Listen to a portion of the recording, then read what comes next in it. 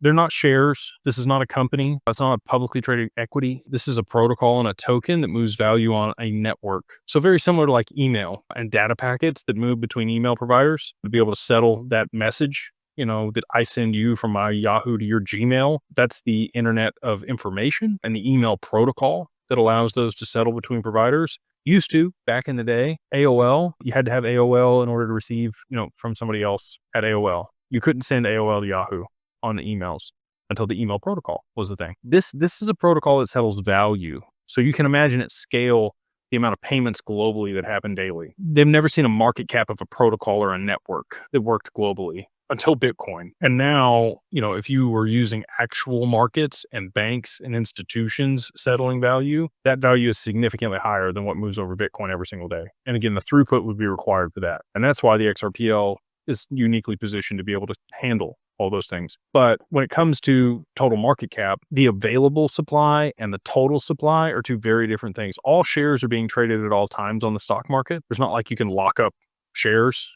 I guess you could borrow margin against them. But just like Bitcoin, I think Satoshi's going to move his Bitcoin also. So watch for that. That's going to be a sign of the end for Bitcoin. But that's 1.098 million Bitcoin that's locked up in those 20,000 wallets that has never moved. It's not available. Can't trade it. Same thing for XRP. There's over 48 billion XRP in Ripple's escrow. Not tradable. So, if you just took that off the table, you got 52 billion in available supply, but that's not what's available on exchanges.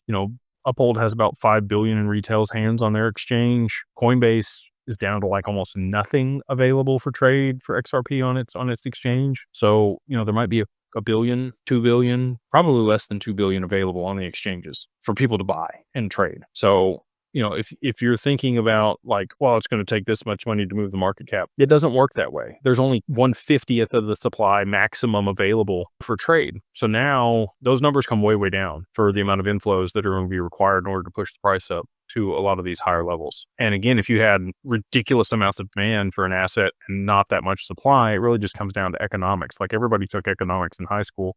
Supply and demand drives price. And the market cap is going to look kooky to people. It's going to be numbers that we've never seen before. But like 10 years ago, if you told somebody that there was going to be a $1 trillion company, they'd have called you crazy. And now we have multiple $1 trillion companies. So it's not that crazy to me to think that these protocols could be worth quadrillions, pendants over the long term if they're moving all the value globally. And that's what's being settled over the network.